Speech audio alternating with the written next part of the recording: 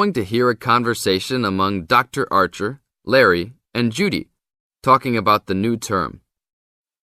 First, you have some time to look at questions 1 to 6.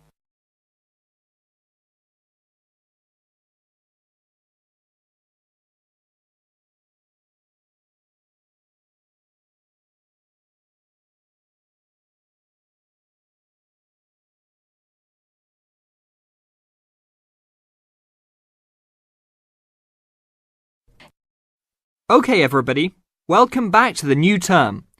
I hope you've all had a good break and that you're keen to start on your research project. What I'd like to do this morning is to give you a chance to ask questions about the project, requirements, ways of approach, how to get help if you need it. Today is informal. It may be already written on paper, but it's nice to have an opportunity to have it confirmed. So, any questions? Dr. Archer, is there a confirmed due date yet to hand it in? Yes, I can now confirm that it's 16th of July, not 15th, as first advised. Okay? And what about the word limit? Well, there is some flexibility on this, but in general it's 8 to 10,000 words. Ah, I see. And you can choose your topic, anything from years 2 and 3. Yes? I still can't work out what I want to do it on. In that case, you should see your course tutor to agree on your final topic, and you should also be aware that there is special assistance available at the library on library resources if you need help on that. Can I just check on the deadlines for everything? Certainly. Look, let me write it on the board when each stage should be completed. First of all, you've got to work on your basic project outline, and that's due in to your course tutor by 21st of February, which is only 2 weeks away, so you need to get cracking on that. Do we have to include a full reference list by then too?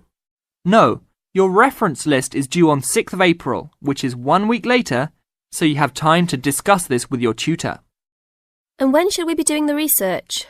Well, that's over a 1-month period, essentially April to May. And the write-up? Well, you need to do quite a bit of research before you get going on your writing, so that's really May to July, with a due date for handing in on the 16th. Any more questions? Before you hear the rest of the conversation, you have some time to look at questions 7 to 10.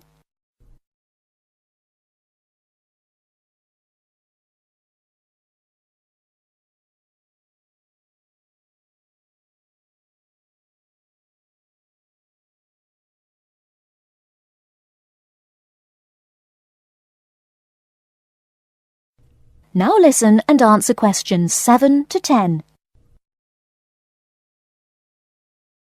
Well, sir, just some advice really.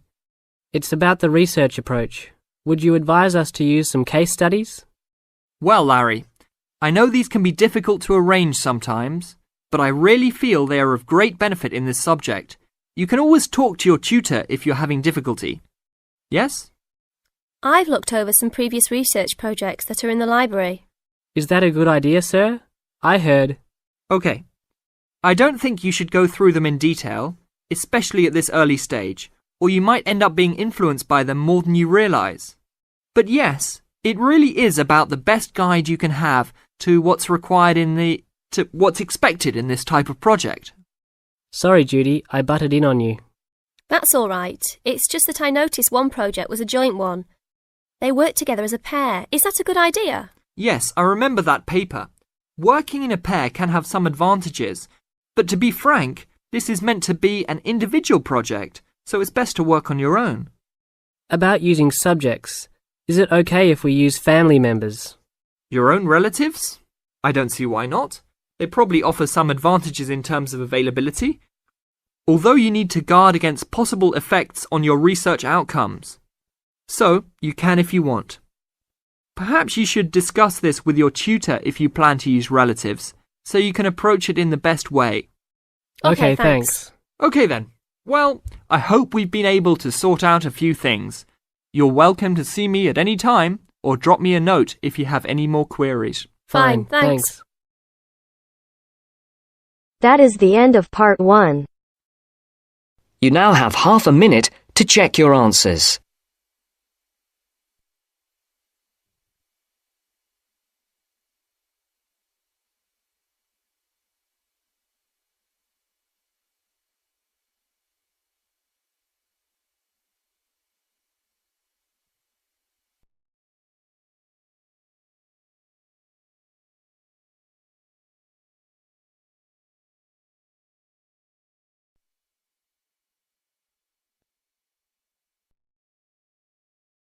Now turns to part 2. Part 2. First, you have some time to look at questions 11 to 17.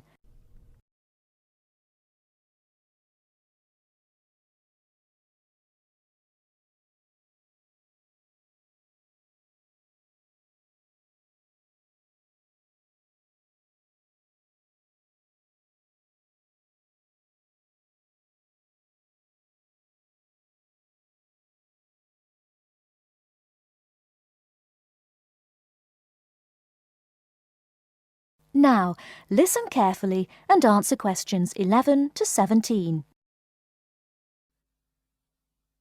Good afternoon, everyone, and welcome to this short talk on the subject of fireworks. Now, fireworks, as I'm sure many of you know, were invented in China, though there has long been disagreement as to exactly when, or even in which century. The consensus nowadays, though, is that it was in the 6th, as there is considerable evidence of war rockets being made then. We also know that fireworks were in use by the 7th century in Arabia, where they were called Chinese arrows, reflecting their military potential. It then took a long time for them to spread to Europe. In fact, it wasn't until the 1200s that fireworks made their appearance there.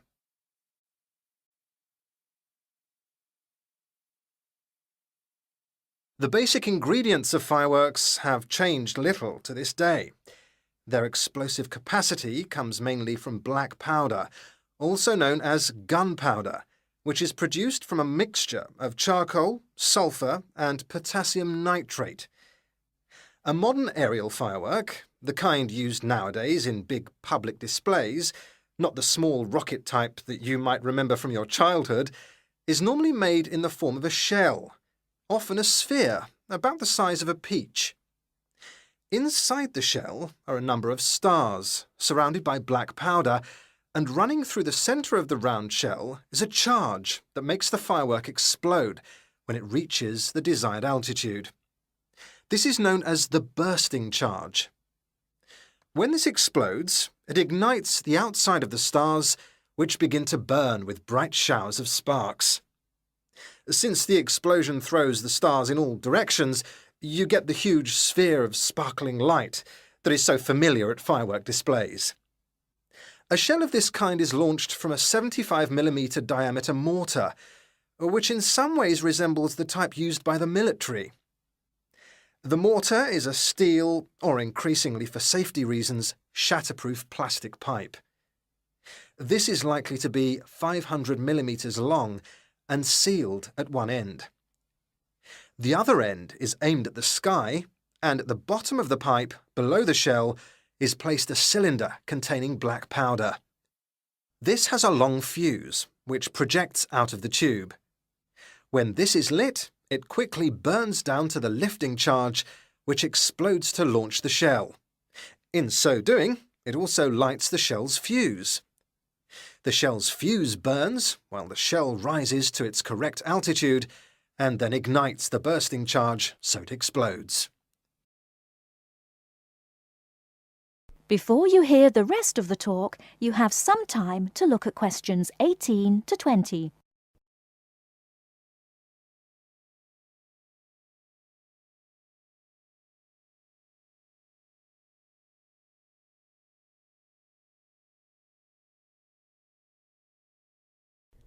Now listen and answer questions 18 to 20. More complicated shells are divided into sections and burst in 2 or 3 phases. Shells like this are called multi-break shells. They may contain stars of different colours and compositions to create softer or brighter light, more or less sparks, etc. Some shells contain explosives designed to crackle in the sky, or whistles that explode outward with the stars. The sections of a multi-break shell are ignited by different fuses, and the bursting of one section ignites the next. The shells must be assembled in such a way that each section explodes in sequence to produce a distinct, separate effect. The pattern that an aerial shell paints in the sky depends on the arrangement of stars inside the shell. For example, If the stars are equally spaced in a circle, with black powder inside the circle, you will see an aerial display of smaller star explosions equally spaced in a circle. To create a specific figure in the sky, for instance a heart shape, you create an outline of the figure in stars inside the shell. Then you place explosive charges inside those stars to blow them outward into the shape of a large heart. Each charge has to be ignited at exactly the right time, or the whole thing is spoiled. Many other shapes have particular names, like the willow. This is formed by stars that fall in the shape of willow tree branches, spreading a little to the side and then downwards. The high charcoal composition of the stars makes them long-burning, so they may even stay visible until they hit the ground. The ring shell is fairly basic. It is produced by stars exploding outwards to produce a symmetrical ring of coloured lights. More complex is the pattern created by the palm, which contains large comets or charges in the shape of a solid cylinder. These travel outwards, explode and then curve downwards, like the limbs of a palm tree. The serpentine, the last one for now, is different again. When this one bursts, it sends small tubes of incendiaries scattering outwards in random paths, which may culminate in exploding stars. It can be quite spectacular. That is the end of part 2. You now have half a minute to check your answers.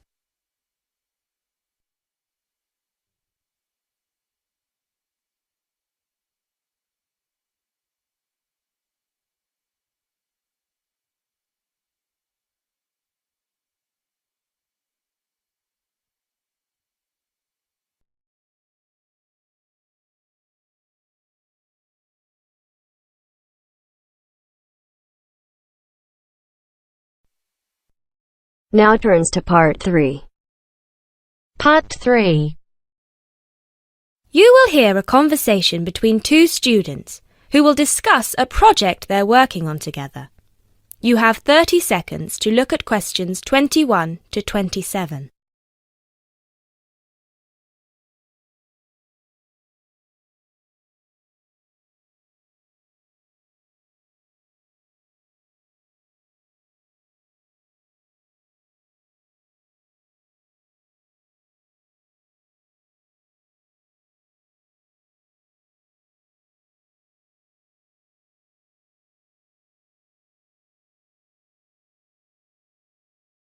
Hey Jess, glad you could make it.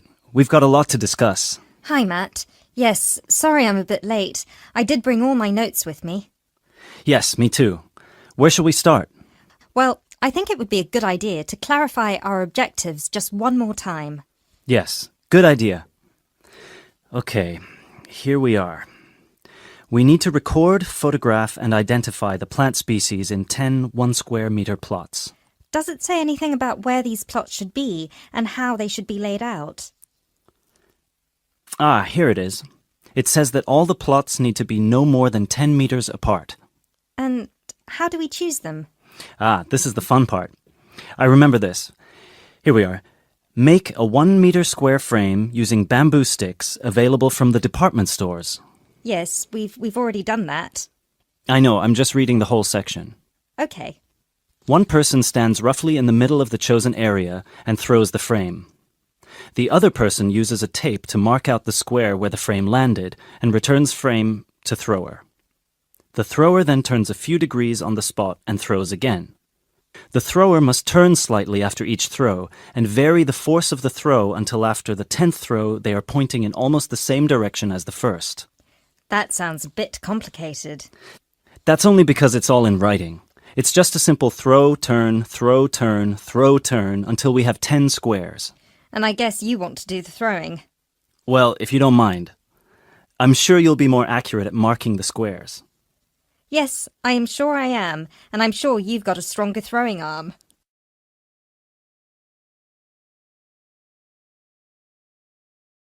You now have 30 seconds to look at questions 28 to 30.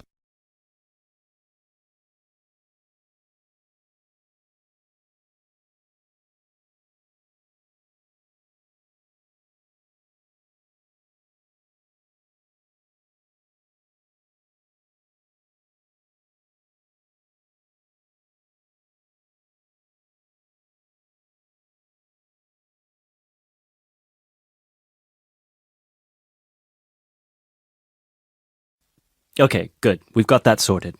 Now we need to decide where to go. Yes, I've been thinking about that and I've brought the map. Ah, well done. I forgot mine. Now, I've identified 3 possible locations, but they've all got some disadvantages. Okay, fire away. Well, the area around this lowland marsh could be interesting. There'll be a lot of interesting water plants here. Looks good, but what's the problem? Mainly that it's already a designated nature reserve, and I think there's already been a lot of research done here. Ah, I see. Well, I'd rather do something that's new and can be useful. I agree. That's why I identified this area further west. See, here, behind the beach. Oh, yes, I see. That area there, where it's flat, but quite high. Exactly. If you look a bit further inland, you'll see that there are hills which will protect that area from strong north winds. I see. Excellent. But what's the problem? Just that it may not be very interesting.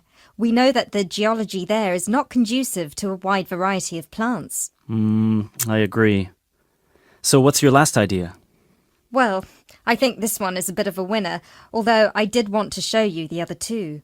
Look up here, on the north coast. Where? See this bay? Well, I know that there's been quite a lot of studies done here, but a bit further to the east, behind this headland. No one has ever looked at that. Well, I certainly couldn't see any studies. That is interesting. And the plant life could be a bit different because of the shelter from the wind the headland provides. Exactly. Brilliant, Jessica. That's a great idea. We'll go there. Thanks. Now all we have to decide is when is a good time. That is the end of part 3. You now have half a minute to check your answers.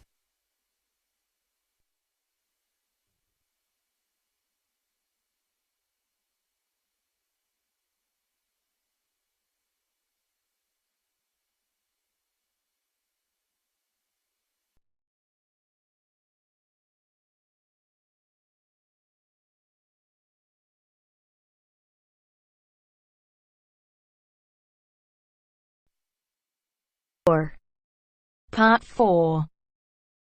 You are going to hear a lecture about dorm rooms. First, you have some time to look at questions 31 to 40.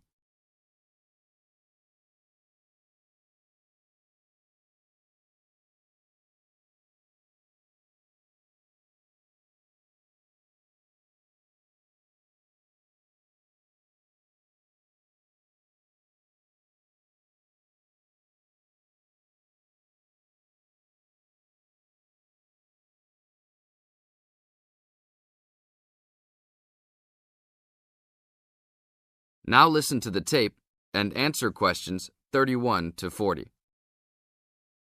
Welcome to your new home for the upcoming year.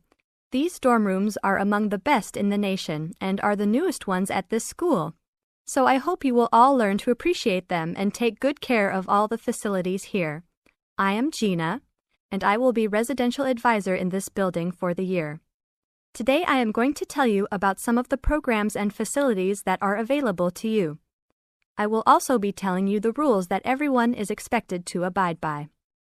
I will be asking you to give me your full attention for the next few minutes. I will first tell you about the facilities that are available to you. The dining facility is located on the first floor of the building. It is open 7 days a week from 7 a.m. to midnight. All the food offered to students is freshly made every day, and my own opinion is that the food is actually quite good. Feel free to come and grab a banana for breakfast or sit down with a group of friends for dinner. Although your meals are served buffet style, please do not waste food. All students are expected to clean their own tables after meals. In the basement of this building, there is a gym and recreational hall. The gym has workout equipment such as treadmills and weight sets. In the recreational hall, there are ping pong tables and a pool table for student use. You must sign in when using this equipment, and you will be held responsible for any damages or losses. The gym and recreational hall are open daily from 10 a.m. to 10 p.m. There is a kitchen located on the second floor of this building. Your dorm key will open this door. Inside there is a refrigerator, a microwave, an oven, and a stove. This room is open 24 hours a day, 7 days a week. If you decide to cook a meal, please be considerate to all the students and clean up after yourself. You can use some food in here, but please do not make a mess. Some students do end up having their food eaten from the fridge, so be careful. Don't leave anything that looks like it tastes really good. Do not leave pots and pans lying around in the kitchen. Please store these in your room. There are many programs being sponsored by our building this year. One of the most popular is our Saturday morning outings. In the past years, these trips have included going fishing, hiking, cycling, ice skating, and even going to the beach. There will be a listing of scheduled events coming out soon. The university sponsors these trips, so transportation will be provided. However, there are usually some costs associated, though they are usually minimal. Our building also has a volleyball team. All students who live in this building are welcome to join. Last year we won first place in the dorm league. Please sign up at the front desk if you are interested as soon as possible, as there are only 20 spaces available based on a first-come, first-served rule. The last things I want to talk about are the rules of our building. I know rules can be boring, but they are necessary to ensure the welfare of everyone living here. First, noise levels must be kept to a minimum after 11 p.m. Many students have early classes, so for those of you that have the luxury of sleeping until 10, please don't stay up late making lots of noise. Secondly, all visitors must sign in at the front door. Even if you have friends that are regular visitors, they must still always sign in. This rule is to prevent theft and robbery from occurring. Thirdly, alcohol and drugs are not permitted in this dorm in any place or at any time. Lastly, just be safe and have a great time. University is the greatest time of your life, so make the most of it. Thank you all for your attention. That is the end of part 4. You now have half a minute to check your answers.